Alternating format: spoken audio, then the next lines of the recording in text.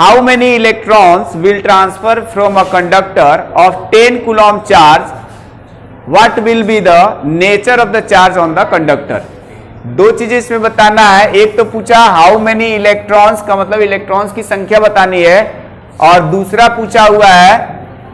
What will be the nature of the charge on the conductor. हम लोग efficiency और deficiency वाली दो बातें पढ़े हुए थे, जिसमें यह कहा था कि अगर इलेक्ट्रॉन की डेफिशिएंसी होती है तो पॉजिटिव चार्ज उसको कहते हैं, और एफिशिएंसी होती है तो निगेटिव चार्ज कहते हैं। यहां पर इस क्वेश्चन में क्या क्या दिया हुआ है, एक तो इलेक्ट्रॉन वर्ड आया है, इलेक्ट्रॉन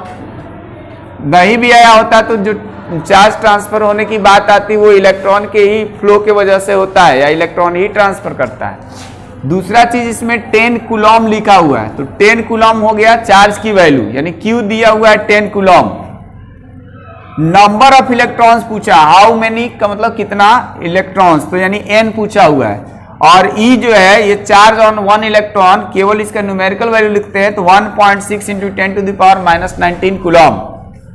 अब हम लोग फॉर्मूला पढ़े हैं Q इक्वल टू NE, तो by using the formula Q equal to NE, N की वैल्यू हो जाएगा Q बाई E,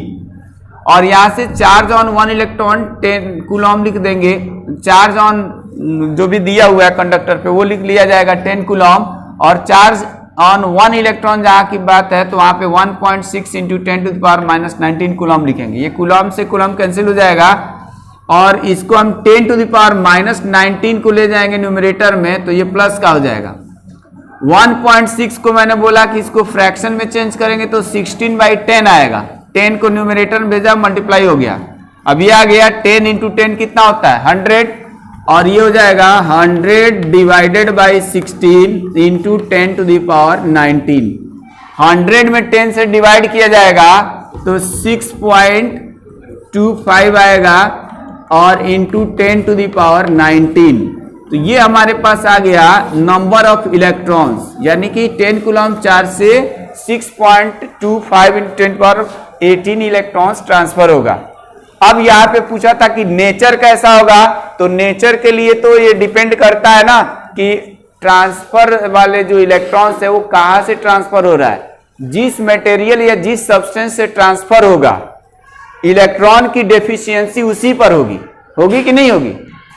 अगर किसी ऑब्जेक्ट से इलेक्ट्रॉन, अगर ये कोई ऑब्जेक्ट मान लिया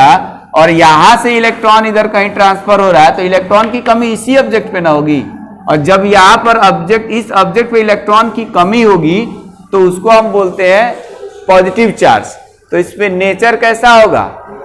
पॉजिटिव चार्ज। तो यहां नेचर की जगह हम लोग लिख लेंगे, नेचर के जगह पर पॉजिटिव चार्ज, पॉजिटिव चार्ज,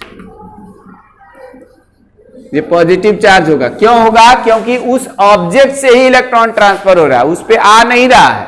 अगर उस पर आ रहा होता, गेन होता, तब हम उस पे क्या लिखते, निगेटिव। ठीक है, इसको